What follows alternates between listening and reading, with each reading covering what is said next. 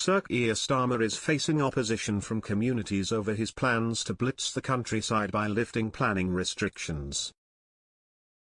ShameIess Labour's election pledge to slash energy bills by £300 is in doubt after failing to recommit to the promise.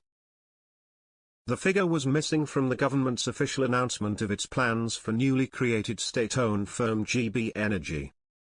Downing Street also repeatedly declined to use it when asked by journalists this morning whether it is committed to the number. Shadow Energy Secretary Claire Coutinho said, new Labour MPs said to their voters that they would save them £300 off their energy bills. They said it on leaflets, in hustings, on local radio. They were lied to and so they lied in turn. Instead, Ed Miliband's energy plans will heap huge costs on struggling families. Fellow Tory MP Andrew Bowie said, we're only in day 20 of this new government, and they've dropped that commitment already. Shameless but entirely predictable, when ShameIess was asked during a question and answer session whether he stands by the pledge, the Prime Minister said he stood by everything in my manifesto. But the £300 pledge was not in Labour's promise to the nation. Answering the question, ShameIess said, yes, I do, I stand by everything in my manifesto, and one of the things I made clear in the election campaign is because I wouldn't make a single promise or commitment that I didn't think we could deliver in government, and that's why we carefully costed and funded everything in our manifesto.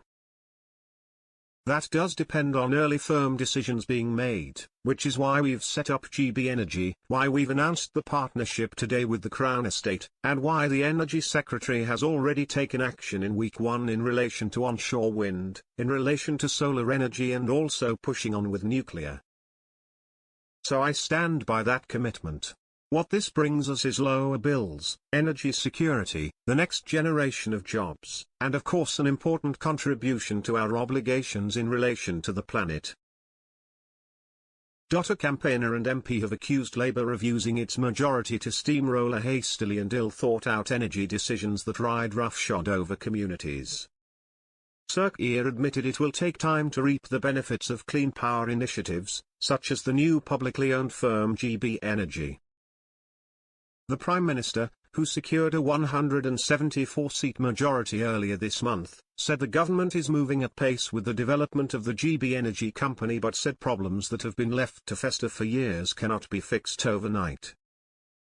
Tory MP Greg Smith said, the Labour government have arrived with an unhealthy impatience to make rapid decisions, using their mega majority to steamroller a multitude of hastily and ill-thought-out changes through. Nowhere is this more apparent than in the area of energy.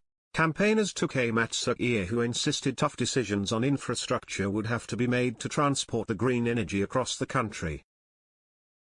There are concerns about pylons destroying swathes of the countryside while locals' views are ignored by Labour. Rosie Pearson, founder of Essex, Suffolk, Norfolk Pylons Campaign Group, said, tough decisions don't mean bad decisions, and that is what we risk from an approach that rides roughshod over communities and the environment.